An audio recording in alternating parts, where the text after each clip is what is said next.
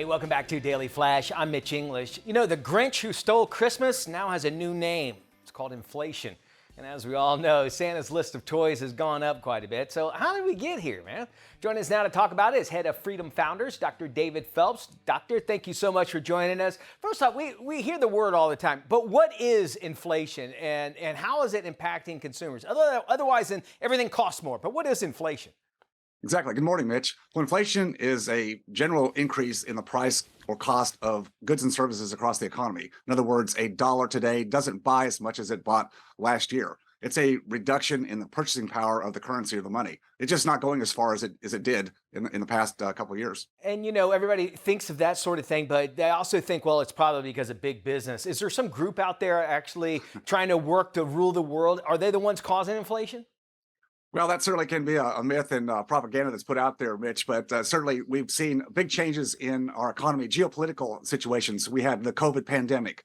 We had trillions of dollars that were injected into the economy to try to save the day. And we have the Russia-Ukraine war. We have problems with China, supply chain issues. There's so many variables have gone into play here. You can't pick on just one. And certainly business is not the factor. Business only has to pass on the cost that they have to provide their services and their products. I understand. I can get that by all means. It always comes down to the consumer, no matter what. It seems like anything happens in this world. But let's talk about the future. We got 2023 right around the corner. What does it look like when it comes to inflation? Are we going to see big changes up or down?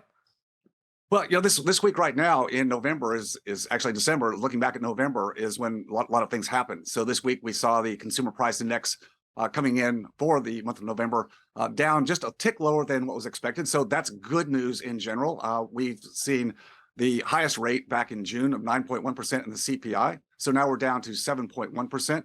The Federal Reserve is in charge of trying to maintain employment stability and also the stability in costs. So fighting inflation is what the Federal Reserve does.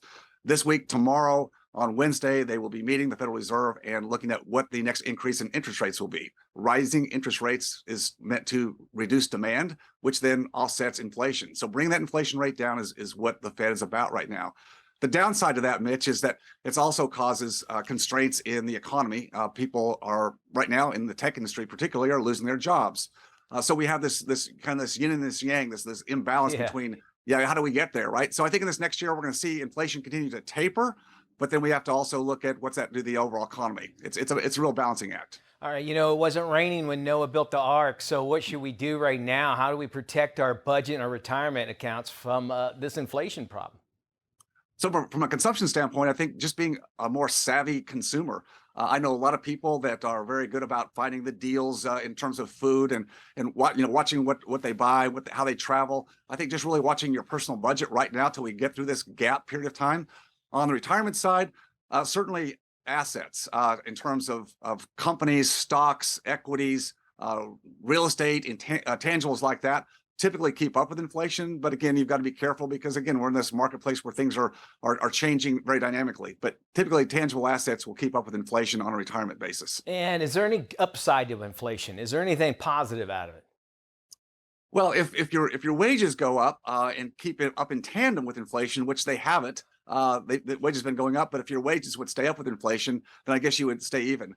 There's really not any benefits to large inflation. I think the economy always needs a little bit of inflation, and the target has been 2%. Well, we're a far cry from 2%, but 2% keeps people motivated to spend money, and spending money is part of what drives the economy. We need people to feel confident about spending money. If they don't feel confident, then it reverses and we have a disinflation effect. All right, Doctor, you laid it right out for us. Thank you so much for joining us. Now, if you want to protect yourself from inflation, you want to find out more information, of course, get more information as well for Dr. Phelps. Of course, you can, check him out not only on our website, but also, again, go to drphelps.com. He's also Dr. Phelps on social media.